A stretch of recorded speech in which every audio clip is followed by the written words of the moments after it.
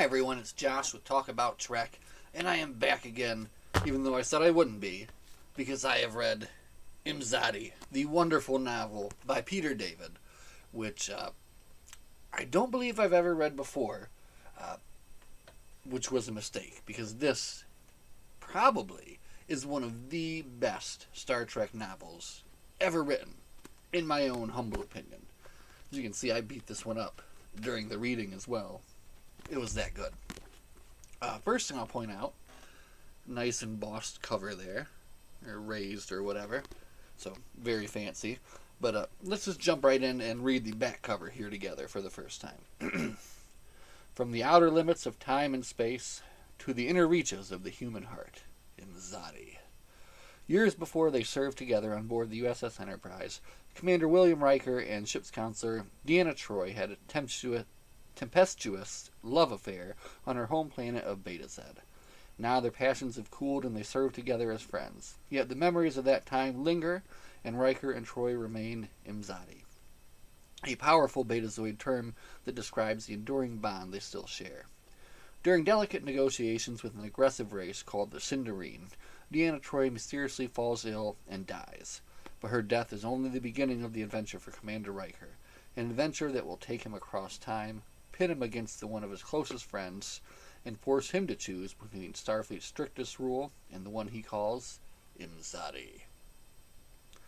Kind of give away too much on the back there. Again, I don't like to read the back cover before I read the book because I feel that they give away too many twists and turns, which are otherwise just better left for you to find out. So, I guess before I get too all in and ranting and raving about this wonderful book, let's give a kind of non-spoiler summary and review.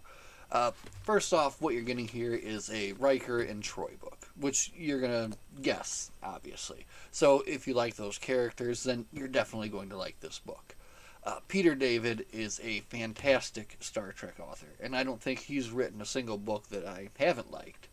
And this one is the best. He does such a great job of writing these characters, especially Lwaxana Troi, because the other book that I read this year by him was Q-in-Law, and that was excellent as well. So he has the characterization down right. He does. He's got the.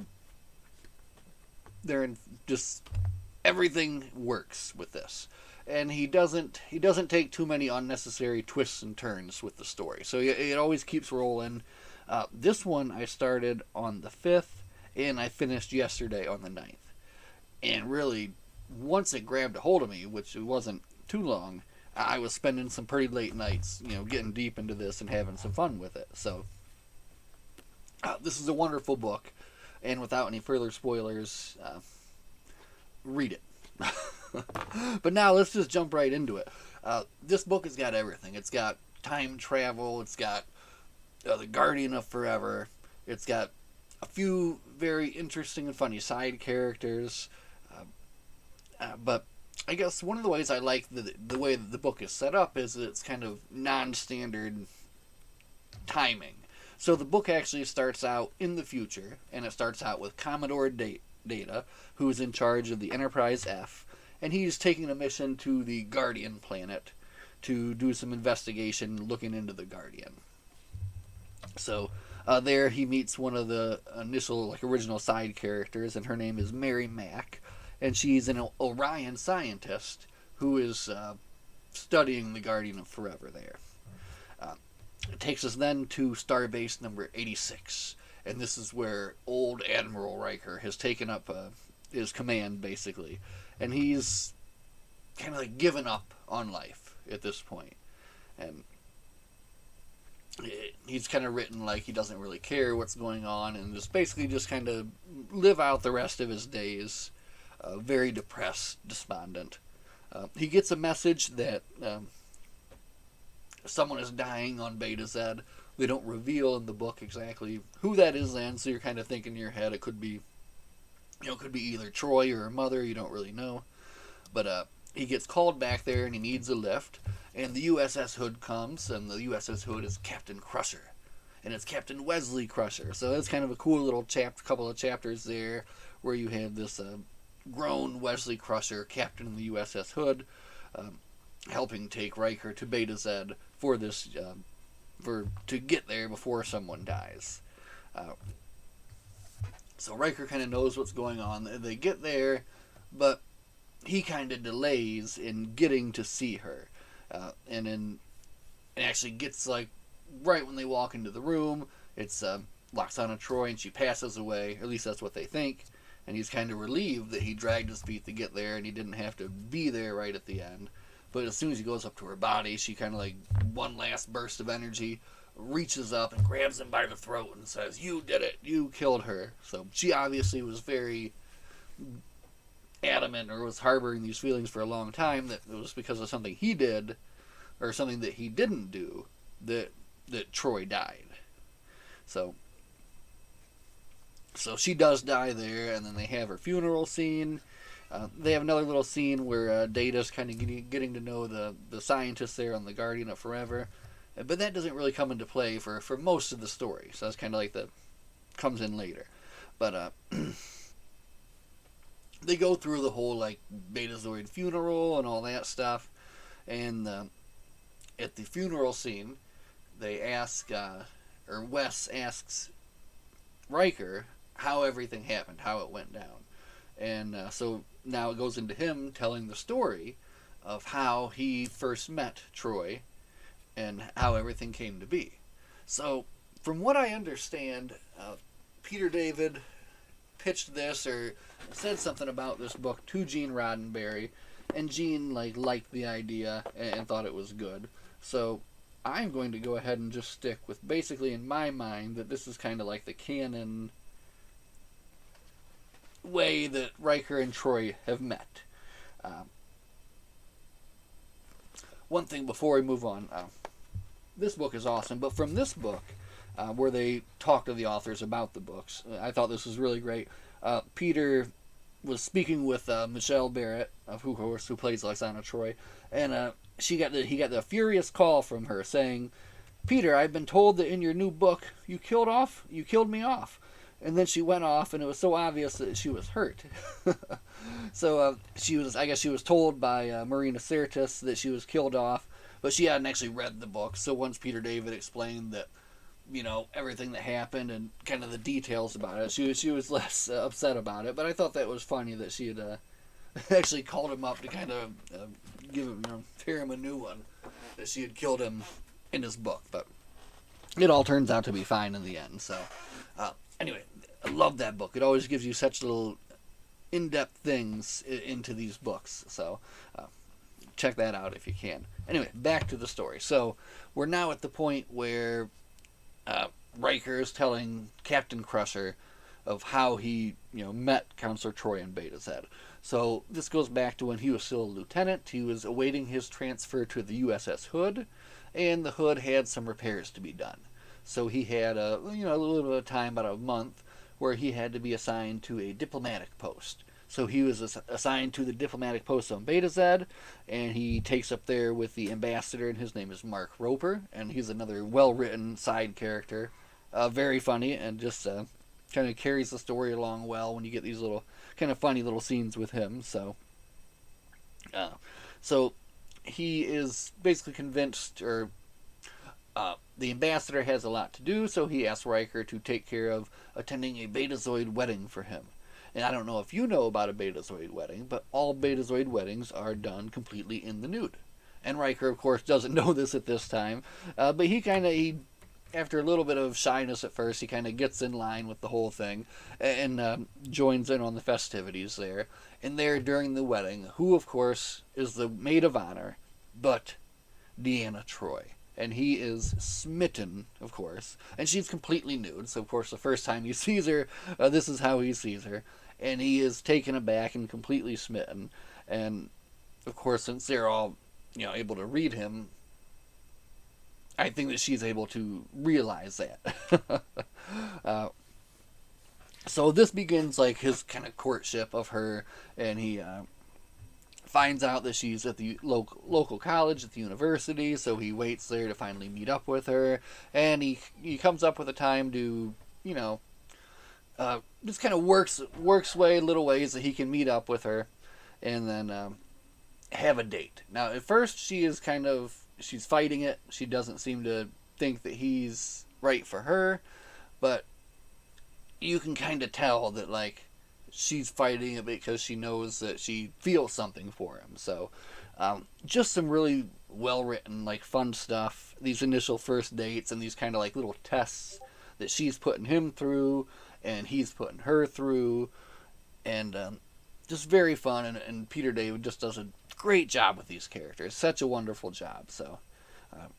So now the action begins. Oh, we do have another very fun little side character that they throw in here, and he is a Sergeant Tang, and he is the leader of the local Starfleet security forces there.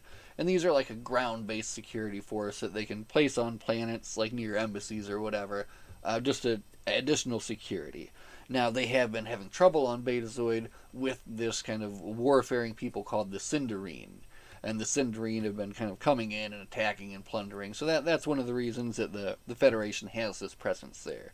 But this Sergeant Tang is a very well-written kind of military man, very funny. And there was a very nice quote there, a Charlie Brown quote that he makes after Riker kind of strikes out with Counselor Troy.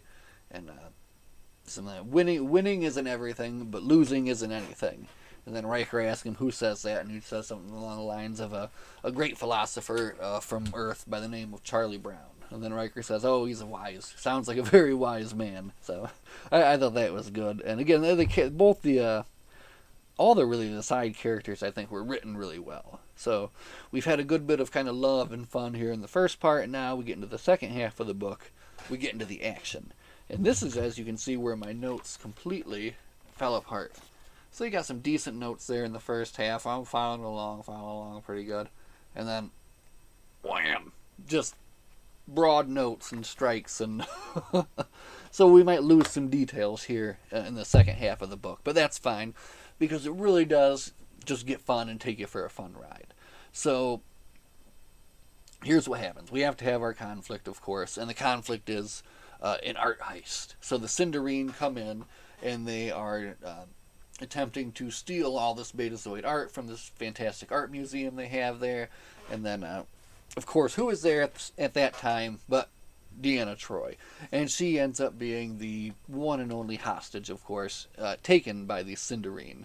So Riker tries to get in and kind of arrange they have like a tactical sniper situation where they're trying to take all these guys out without getting anyone hurt. But one of the Sindarine is able to get to his ship with Counselor Troy, of course, and they take off. Sergeant Tang has this fantastically large phaser cannon, which he showed Riker earlier, which effectively can take out a ship, and he uses it to disable this ship.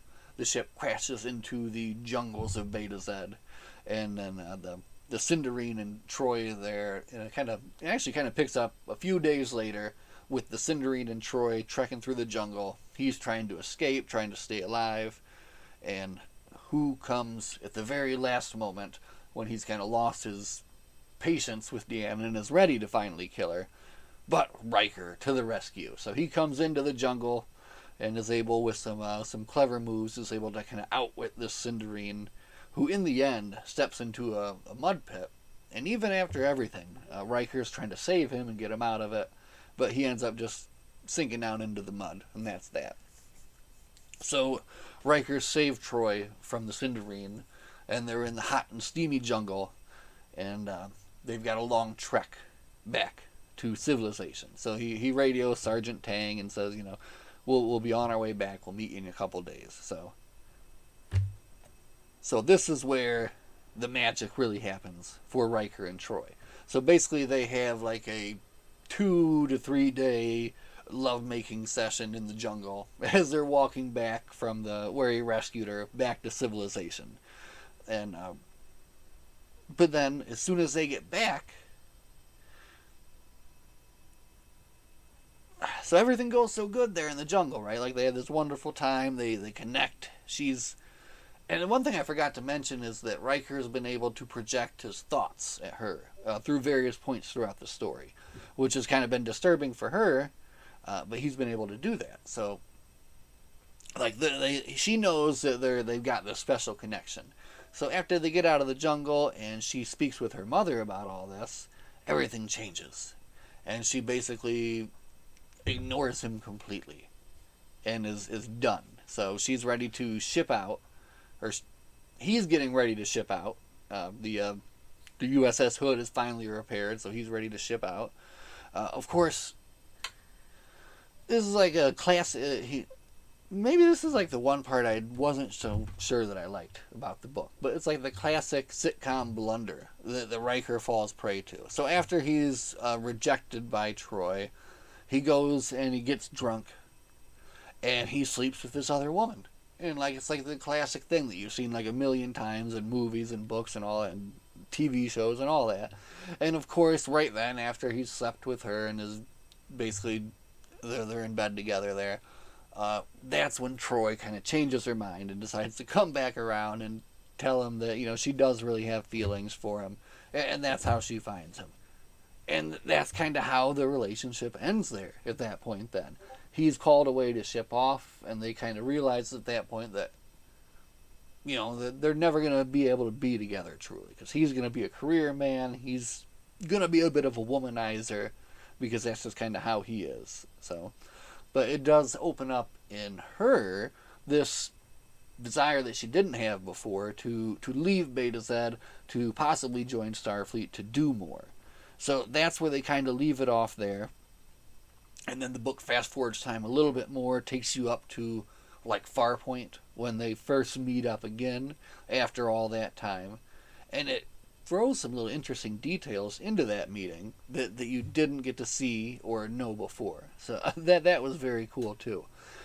But then it goes forward again more to getting close to the diplomatic mission with the Sindarine and the night when Deanna dies.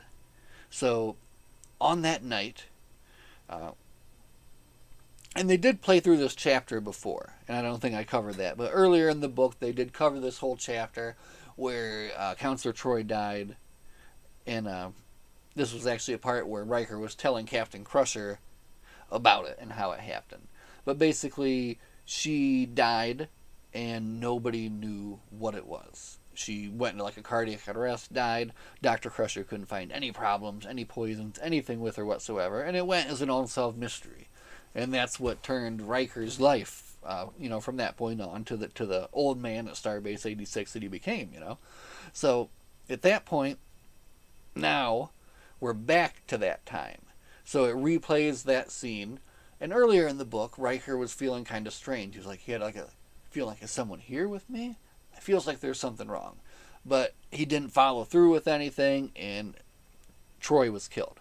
Now, though, however, he gets that feeling, and he gets a hand over his mouth, and old Riker is there, and he's saying, "Shut up, man. We gotta save her. She's gonna die," or something like that. But so from there, then the book cuts back to. And I like what this book does because it has like all these different names for the different sections. So like this part was called the middle, and then like the book begins with the end. So a very clever and very fun way that Peter David did that.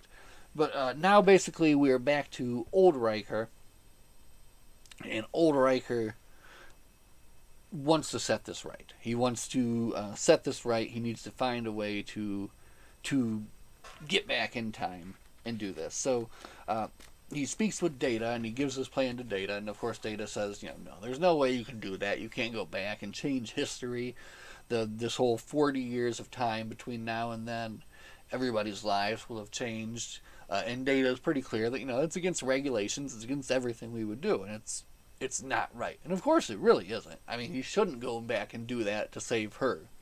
But he knows that he has to. He just feels it in his heart. So he basically hijacks another ship, gets himself to the Guardian planet, gets down there, stuns the scientists, gets to the portal, is able to... I like this part too with the portal. It reminded me of Yesterday's Sun, which is a great TOS novel by Anne Crispin, which I loved a lot. But I love the stuff with the Guardian. basically trying to figure out exactly the right time to jump through to be at the right time. He gets distracted by Commodore Data, who arrives there to stop him, and even has the Enterprise fire phasers on the Guardian to try to like destroy it before he can go through. So he's really serious trying to stop him, you know. But Riker gets through in time, but not in the time when he thought. He was trying to give himself like a couple of days to make a plan and, you know, stop what was going on. But man, I think I left out a few things, but that's okay. We're going to keep going. Anyway, he gets back in time, but he's only got like 18 minutes left. So he rushes as fast as he can, and the only thing he can think to do is to get to his younger self. So, of course, that's what he does. He goes to his younger self's quarters and convinces him to run to Counselor Troi as quickly as he can, and give her this antidote that he's brought. Oh, that's what I left out. They exhumed her body. That's what he did with Data. So when old Riker was with Data at first, when they went back to that point, they went back to Betathroid, they exhumed her body, and they found traces of a poison in her body that could not have been there at that time in time. That time in time. So that's how he knew that time had been tampered with already. And that's why he felt comfortable enough to go back in time and save her. So really, it was fine. So anyway, he does. He goes back in time. He's got the antidote. Young Riker has the antidote. He's rushing to Counselor Troy's quarters. Counselor Troy is with this charming young diplomat named Dan, I believe. And Riker rushes in there just in time and says, he's like, if you trust me, you gotta drink this. And he like throws it to her, and then Dan's like, no, and like kind of this little bit of struggle there in the room trying to get her to drink it. And of course she does get it. She downs it just at the last moment when she's starting to feel like this tingle in her stomach, you know. So a very exciting scene there. And then this Dan turns out to be a chameleoid. So he turns into he's like a big shape-shifting bear kind of thing. So he turns back into that, but then it's the time when Worf arrives and stuns him down, and the day is saved. There is a hilarious Barkley set of scenes that are written into this, which are so good and so funny. I'm not even going to bring them up here, but if you've read the book, I hope that you found them as funny as I did, because they were just so good. They were just so well written. So some very good comedic relief there, interspersed with all this drama. So Counselor Troi is saved, and it turns out the real culprit was the Sindarine. And the Sindarine sent a shape-shifting chameleoid to the Guardian of Forever, back in time, to kill Counselor Troi before she could tip off Picard and the Enterprise crew that the Sindarine were up to no good. So that was the whole thing. Her death was like this big focal point that caused the kind of everything to fall apart for Riker, and then the Sindarine were able to resume their warlike ways. But now, everything is fine.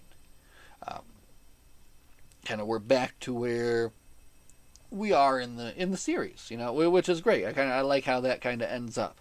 But then at the end, he gives you this great little stinger where Data, Riker, and the future crew are back in the future timeline, but it's not like erased or gone or anything, so it's still there. And then Riker gets this sense, Imzadi, she's there too. So it's like, I know exactly what it is. It's a setup to the sequel, because there's Imzadi too. I see it. It's sitting right over there on my shelf, and you better believe that as soon as I get this video submitted, I'm going to be opening that up and reading that, because I saw that Worf was on the cover of that. So this is going to be some kind of love triangle kind of thing going on. I think it's actually called Triangle, actually. So anyway, I'm getting ahead of myself. We're talking about Imzadi, not Imzadi 2. My notes, like I said, got shoddy in the end, so I hope I didn't miss too many details, but I think I've given you the long and short of it, mostly the long. But, wow. Honestly, it is one of my favorite Star Trek books. Peter David is one of the best Star Trek authors that I've ever read, and I'm looking forward to... Man, I have so much good Peter David stuff over there to read. Just so much fun stuff to read there. So really glad that I decided to jump back into some Trek here. for the holiday season. Initially, my plan was I was going to read The Hobbit and then jump from The Hobbit into The Lord of the Rings. And I did read The Hobbit, which was wonderful, and I loved it. I had a great time with it. And then I looked at Lord of the Rings, and I said, no, just not feeling it.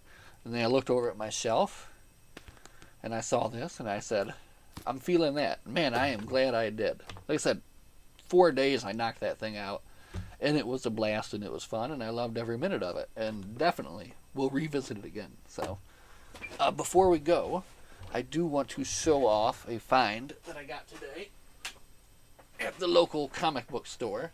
Well, first off, we did pick up a couple of Trek books, Resurgence, and then the Star Trek #2, which was pretty good. I've enjoyed that. But the real find was this. Look at this.